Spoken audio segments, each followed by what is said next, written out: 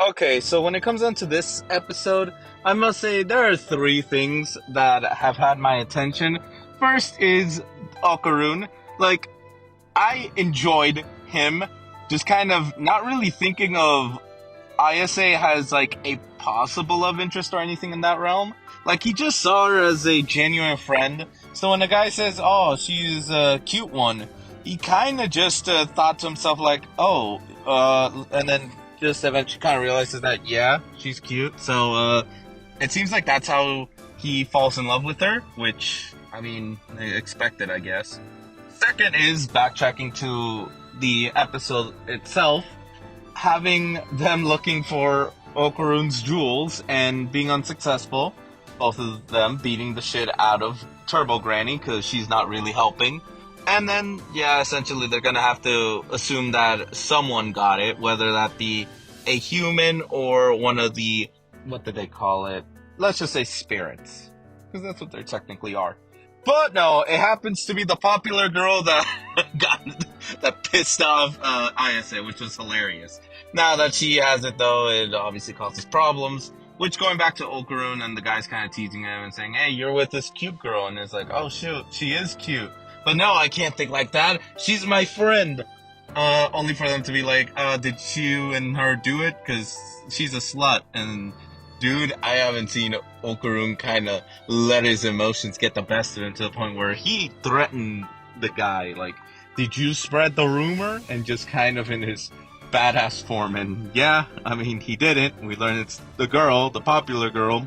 But fucking hell, dude really went off on this dude. Like, this dude stood no chance.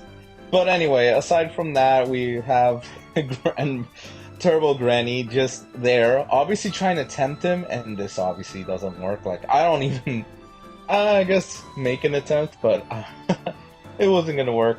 Anyway, so she does her little investigation. She kind of goes around because Ayase kind of comes in trying to talk to Okarun. Okarun's embarrassed because now he does think that Ayase is cute and can't actually look at her in the face. So, funny shenanigans, like always.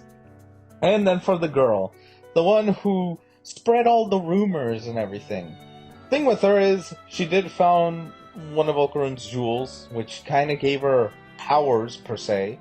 But this also became a problem, because as Turbo Granny later informs both Okarun and Ayase, if a human were to grab that, they'd be able to see, like, all of the spirits and everything, but those will also be able to see them.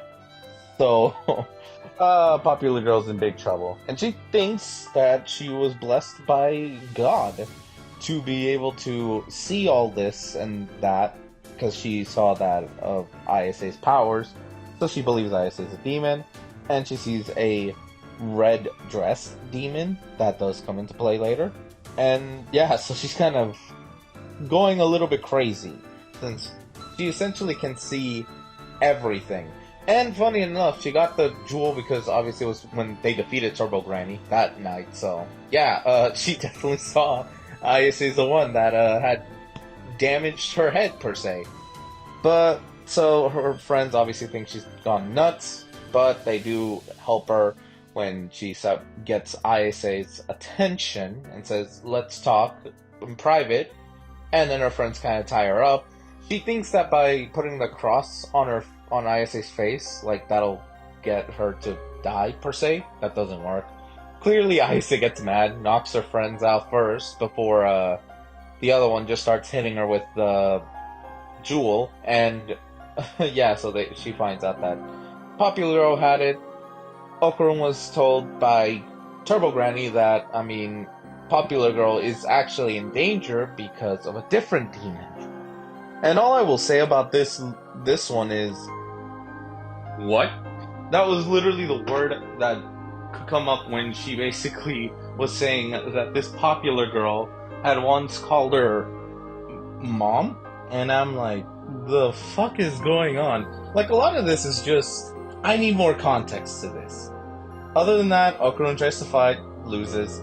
Ayase does try to fight, although this causes the Popular Girl to eventually realize that this demon and her sworn enemy Ayase are not in the same side. So she she makes the fatal mistake of calling this thing a monster because this thing views this popular girl as like her daughter, that this is a wholesome reunion between lost parent and child, only for the child to turn into a delinquent. So she eats her as well. And I'm like, okay, I didn't expect that of an instant.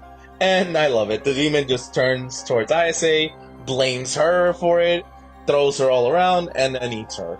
After, like, constantly trying to get Ayase to either apologize, or, well, yeah, to apologize, essentially. And then Turbo Granny. I think Turbo Granny was definitely an antagonist when we met her, but I feel like she's just gonna be a fun character now. A sassy one at that. And I love it that she's kind of, like, just there. She was using the phone to try to figure out what this creature is, because I love it. She's like, I don't have time to know these newbies. And then second being that, you do realize you ate part of your hair, right? You're about to be screwed. And then, yeah, she gets set ablaze, and then she barfs out all three of them. And, yeah, the episode ends with a cliffhanger, because now they have to beat this thing. But I'm kind of curious, why did it call the popular girl, like, daughter or something around those lines? I need more. I need more. That's all I'll say to that. A definite banger of an episode. Funny moments, awesome action, and funny shenanigans.